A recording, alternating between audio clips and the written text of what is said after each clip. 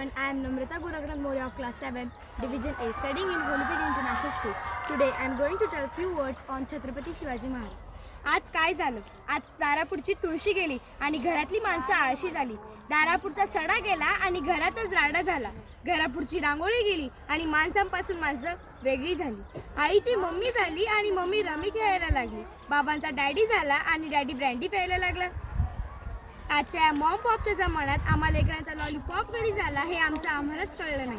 तुम मुझे खून दो मैं तुम्हें आज़ादी दूंगा असे म्हणणारे सुभाषचंद्र बोस आज आम्हाला कुठं बघायला मिळत नाही. मैं मेरी जासी नहीं दूंगी असे म्हणणारी इंग्रजांना लढा देणारी मर्दानी राणी लक्ष्मीबाई आज आम्हाला कुठं बघायला मिळत नाही. मुलींनो, ढोल नगारे वाजवता नाही आले तरी चालतील, परंतु वेळप्रसंगी एखाद्याच्या कानाखाली वाजवता आली पाहिजे.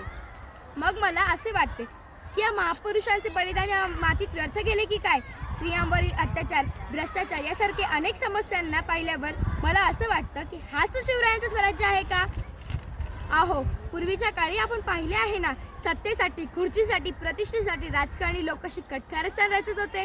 हे तर दुर्दैवच म्हणावे लागेल. मग 16व्या शतकात 19 फेब्रुवारी 1630ला एक तेजस्वी तारा चमकला.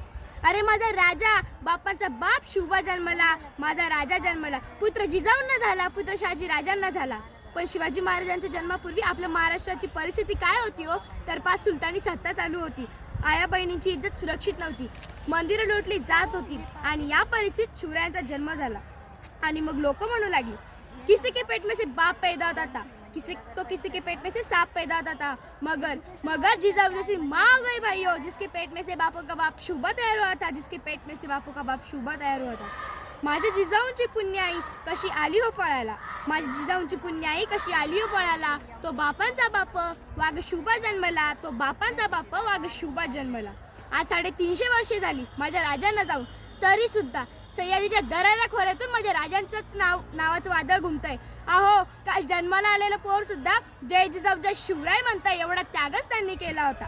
ताकद तर सगळ्यांच्याच मनगटात होती, परंतु स्वराज्य स्थापन करण्याची इच्छा फक्त आणि फक्त आमच्या राजांच्याच रक्तात होती. आमच्या राजांच्याच रक्तात होती.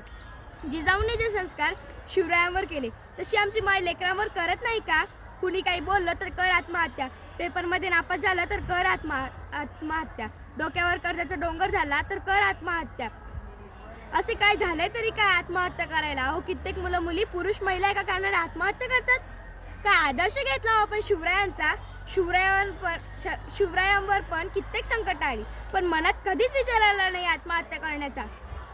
राज्यांनी प्रत्येक संकटातून सुटले म्हणून हिंदवी स्वराज्य स्थापन झाले. माझ्या भावांनो, अनेक दरबाराची शोभा ही नाचगाणी असायची, परंतु माझ्या राजांच्या दरबारात कधीच नाचगाणी झाली नाही. पण मात्र स्त्रीला माता बहिणीचाच आदर्श दिला गेला. म्हणूनच म्हणतात, इतिहासाच्या पानावर राज्य करणारा राजा म्हणजे छत्रपती शिवाजी महाराज. म्हणूनच तर म्हणतात ना, आले किती गेले किती, आले किती गेले किती, उडून गेला बरारा, संपला नाही आणि संपणार नाही म्हणजे शुभांचा दरारा, संपला नाही आणि संपणार नाही म्हणजे शुभांचा दरारा. श्वासात रोखुनी वादळ, डोळ्यात रोखुनी आग, श्वासात रोखुनी वादळ, डोळ्यात रोखुनी आग.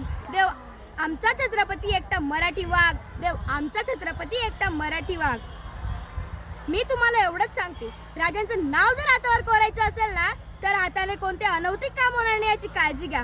महाराजांचं लॉकेट जर गळ्यात घालायचं असेल ना, तर आपलं वर्तन चुकीचं असणार नाही याची काळजी घ्या. महाराजांच्या अंगठ्या जर बोटात घालायचे असेल ना, तर ते बोट कोणाचा द्वेष करण्यासाठी दाखवले जाणार नाही याची काळजी घ्या. महाराजांचं शर्ट जर रंगात घालायचं असेल ना, तर शर्ट घालून चुकीच्या ठिकाणी जाणार नाही याची काळजी घ्या. आणि महाराजांचं नाव जर तोंडात घ्यायचं असेल ना, तर तोंडात कुठलेही व्यवस्थित पदार्थ जाणार नाही याची काळजी घ्या. या महाराष्ट्रात सिंहाचा वाटा, छत्रपती शिवाजी महाराज हाच आमचा बायोडाटा, छत्रपती शिवाजी महाराज हाच आमचा बायोडाटा. मुलींनो, जन्म घ्यायचा तर मुलगी म्हणून, पण मरायचं तर जिजाऊची वाघीण म्हणूनच. मुलींनो, नजर नेहमी अशी ठेवा ना की कुठल्या नालायकाने बघितलं तर म्हटलं पाहिजे, वाघिणीच्या नादाला लागणं बरं नाही. थँक्यू. जय